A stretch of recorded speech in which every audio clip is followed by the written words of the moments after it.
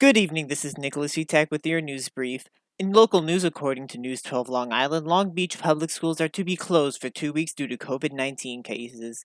The decision was announced by District Superintendent Dr. Jennifer Gallagher on Wednesday. She stated that many of the cases were concentrated in the transportation department. As such, the district will not be able to provide transportation to the non public schools that they had previously. However, the schools will remain open as polling places on Election Day. Long Beach schools are due to reopen on November 12th. In national news, according to US News.com, Tropical Storm Zeta is to strengthen before it makes landfall in the U.S. Gulf Coast. While the storm is currently classified as a tropical storm, it is expected to pick up wind speed enough to be classified as a hurricane before it reaches the Gulf Coast. Damaging gusts of wind are expected to spread well inland, according to an advisory sent out from the Hurricane Center. Heavy rainfall is to be expected from Tuesday through Thursday in the Gulf Coast through the Ohio Valley and into the Mid-Atlantic. In regional news, according to Newsday, the Metropolitan Transportation Authority is moving ahead with their plan to raise the fare on the Long Island Railroad.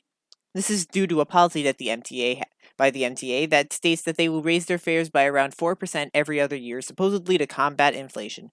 This is the first time that the MTA has acknowledged this policy since the COVID-19 pandemic began.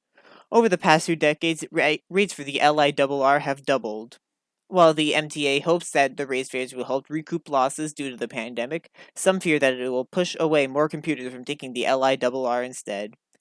And finally, in ESU news, according to the ESU Insider, ESU plans to hold a virtual Veterans Day celebration on November 12th at 2 p.m. over Zoom. The event is open to the general public and can be attended by going to www.esu.edu/VA. The event will involve a keynote address by Major General Marvin J. Berry and remarks by ESU Interim President Kenneth Long. And now for your weather forecast. Here in New Hyde Park at 5 o'clock, it is currently 50 degrees and raining. The high will be 51 degrees and with a low of 42 degrees. Tomorrow it will also be raining with a high of 45 degrees and a low of 34 degrees. This has been Nicholas Vitak with your news brief.